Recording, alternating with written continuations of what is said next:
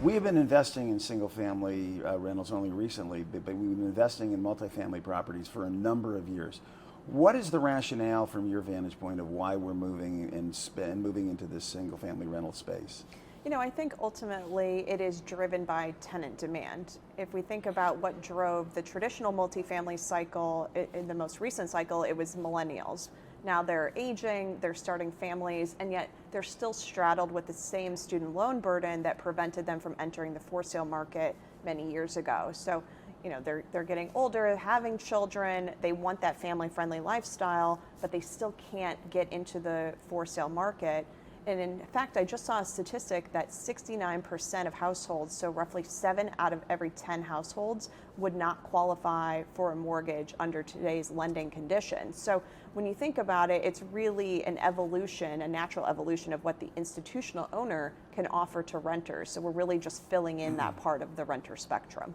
Is this a core product or is this a value add product? I mean, how would we handicap this space? I think it can be both. I think purpose-built single-family rental can be both core and value add depending on how we approach it. Now, if we're taking on entitlement and development risk, that's much more on the opportunistic side and definitely a value add proponent, versus if you buy it where it's already been developed, it's stabilized, it behaves very similar to that of traditional multifamily, so very much a core product in that profile. Let's talk about a little bit about risk. When we evaluate multifamily properties, you've got horizontal and vertical projects where you can sort of quantify what the risk is of aggregating a bunch of people. But when you're dealing with single family rentals, is it a different risk profile? Yeah, I think what often is overlooked in the risk profile of purpose-built single-family rentals or single-family rentals in general, there are two risk categories. The first is jurisdictional and the second is sort of operational. Now, what we're seeing is, there's a lot of pushback of institutional owners owning single-family homes. Jurisdictions believe that if, Wall Street is owning the homes, that it's keeping a would-be buyer from being able to purchase. And so you're often seeing that there's some pushback in terms of the number of homes that any individual owner can have, for example. But that's why we like the purpose-built communities as opposed to the scattered approach, because right off the bat what the jurisdiction is going to allow. And it's sort of a bonus or insulated upside where if you've bought a purpose-built single-family rental and then after the fact they change what's allowed, you're sort of insulated from future supply. So that's a really nice place to be.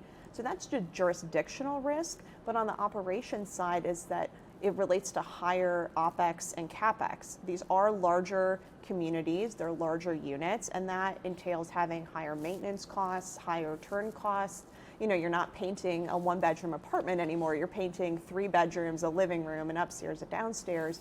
And so I think from an operations perspective, there can be groups that maybe underestimate what those line items would be, and they could encounter some unwelcome surprises.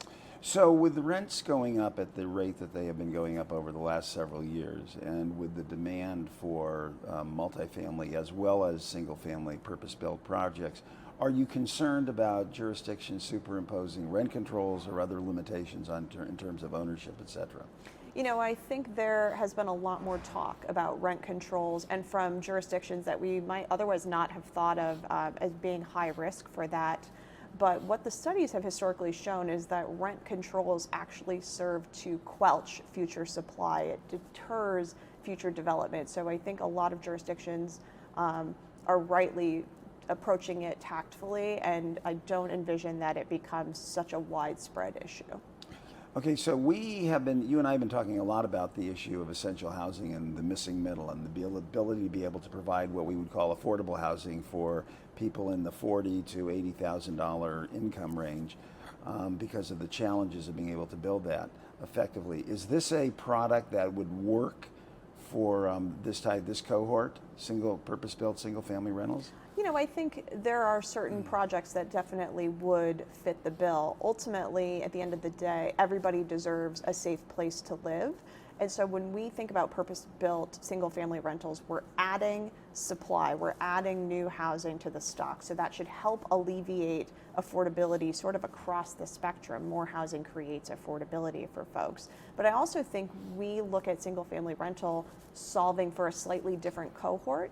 We're allowing those families that might not otherwise be able to buy still have that family-friendly lifestyle, have the space that they need, but not tie up their capital in a down payment. So that allows them to pay off debts faster. It allows them locational flexibility. In the event they encounter a better job, they can move without having to sell a home. So I think it's a real positive for communities overall, and it's a complement to that sort of true middle-income essential housing renter.